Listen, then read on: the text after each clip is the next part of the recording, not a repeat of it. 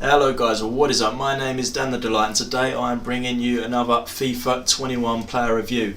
This time the man that we're reviewing is Kevin De Bruyne, the Belgium and Manchester City central attacking midfielder. As always with these FIFA 21 reviews, we'll get into the actual base stats that's on the card and get into the attribute details and then get into some gameplay and see how I think his stats really feel like compared to what they say on the card. And then we'll see where he sits on the best central attacking midfielders of FIFA 21 so far. So 76 pace, 86 shooting, 93 passing, 88 dribbling, 64 defending, 78 physical. Some really nice stats on there, particularly shooting, passing, dribbling, the three key stats for a central attacking midfielder. No wonder he's 91 overall. 5'11", high on the work rates, right footed. 4-star skill moves, 5-star weak foot. Doesn't matter what foot he is, right or left, they are going to shoot and pass the exact same. Really excited to get into it with this player. One of my favourite players on the last FIFA, so really looking forward to that. If you are enjoying the video, please do give it a thumbs up. Hit the subscribe button for more FIFA 21 player reviews. And as always, let me know how you're getting on with De Bruyne if you do choose to use him. Let's get into the attribute details now. So 76 pace, I'll put the undercard on him, so that brings it up to 87 acceleration, 86 sprint speed, and normally 77 and 76. Decent stats. The 76 pace overall is not too bad, I guess, for a central attacking midfielder. Sometimes you might want a little bit more, but to be honest, that's not too bad considering all the other stats that he's got.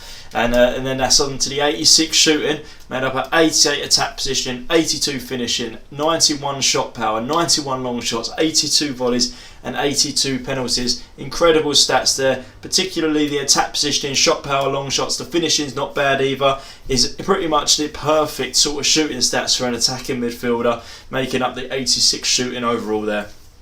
And then the 93 passing, which is just insane, made up of a 94 vision, 94 crossing, 83 free kick accuracy, 94 short pass, 93 long pass and 85 curve. Really the only stat that's low there is the free kick accuracy, and that's not really that important to be honest compared to the other stats. So some really nice stats there. This card is insane.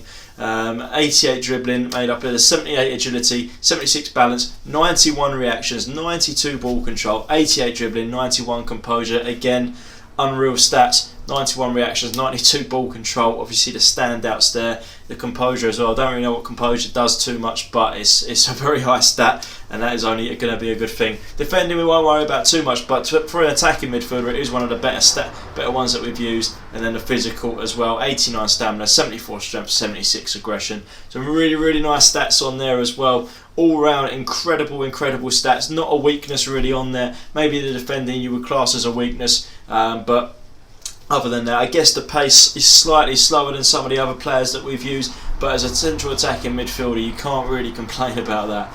So let's get into some gameplay now, and I'll let you know how he actually plays in game compared to them stats.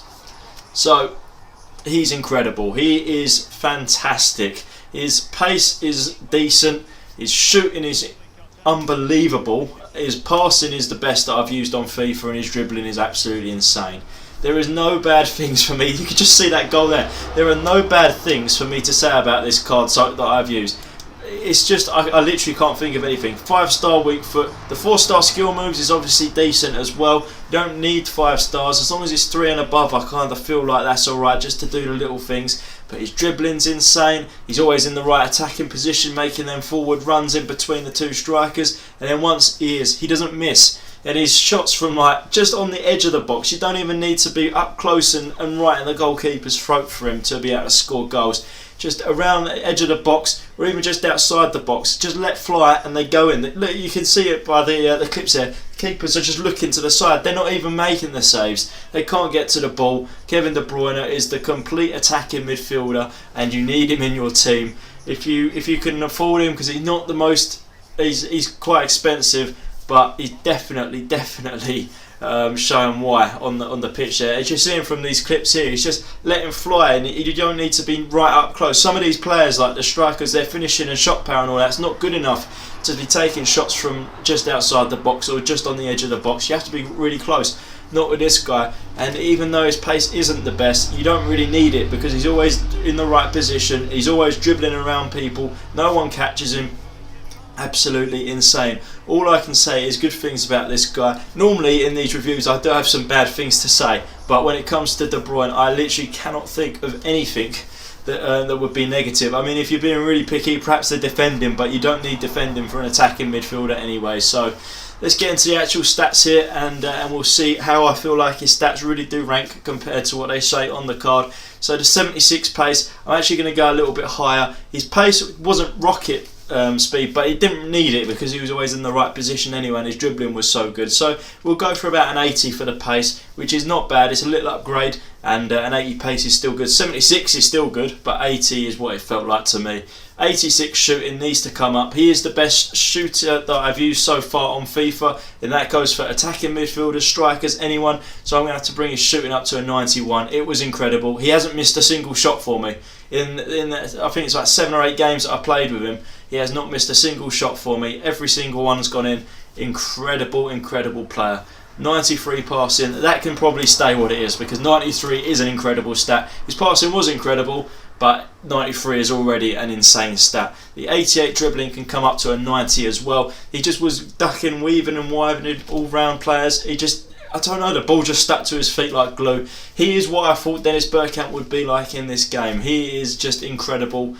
Oh, I literally cannot think of anything bad to say. The defending will leave at 64 because he didn't really do any defending, but he's an attacking midfielder and he didn't need to. And then the physical at 78, I'm actually going to bring that up a little bit as well to about an 82, because he wasn't getting pushed off the ball at all. Now I know that's probably down to his great dribbling, but the strength has to come into play with that a little bit as well. So it's a combination of the strength and the dribbling just made this guy really, really fun to dribble around with. So obviously we've increased the pace, the shooting, the passing stayed at 93, the dribbling has been increased, the defending stayed at 64, mainly because he's an attacking midfielder and doesn't need to be doing any defending anyway, and then the physical we've brought up as well. So every single stat has come up or stayed the same, and they were already incredible stats to begin with. So you probably can already work out that I'm going to say that this guy is 100% worth the coins. You need to go and get yourself Kevin De Bruyne if you can.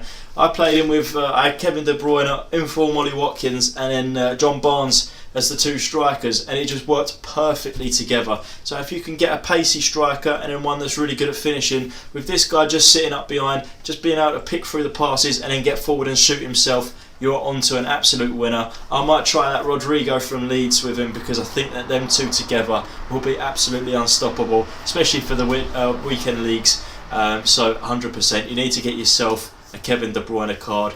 Again, he's not the cheapest, but he's 100% worth it. So let's see where he sits in the list of the best central attacking midfielders that I've used on FIFA 21 so far. And as you expect, he's sitting right at the top there. And that is not to say that these attacking midfielders are bad in any way at all. From 1 to 10, they are all great players that I've used. Some of my favourites are on this list, but Kevin De Bruyne sits top of that list. And to knock John Barnes off there, if you saw the Barnes review, you know that I was obsessed with that player, and he's still in my team now. I've switched him as a striker to make room for Kevin De Bruyne, but De Bruyne is still better than him. It's insane. You need to get yourself Kevin De Bruyne. Go out and get him right now. Let me know in the comment section below if you have, and or if you've used him previously and how you got on with him. I cannot imagine that there will be any negative comments about De Bruyne. But I will leave that video here with him sitting at number 1, top of the list. And as always, if you did like the video, please do give it a thumbs up. Hit that subscribe button for more FIFA 21 player reviews. There's loads on the channel already, loads coming every single day. And as always, thank you for watching. Bye bye.